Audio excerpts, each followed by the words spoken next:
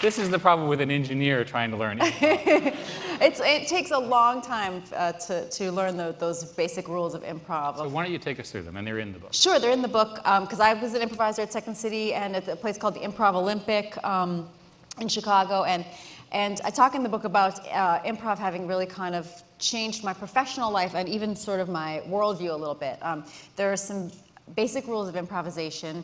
When you're creating something out of nothing, the first rule is to agree, which is to say yes, which we did do that successfully. You said, freeze, I have a gun. And I didn't say, that's not a gun, that's your finger. I said, which is what a Google person would say. yeah, well, no, I don't know. Okay.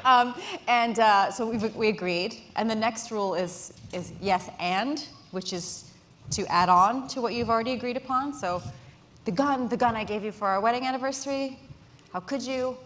And then we hit a brick wall. It's funny because it's some very famous comedians there's an old story about Joan Rivers was at the Second City briefly in 1959.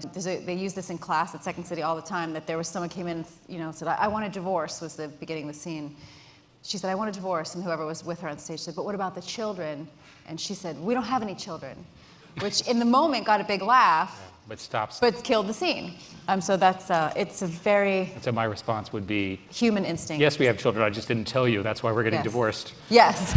I have some other children. Yes.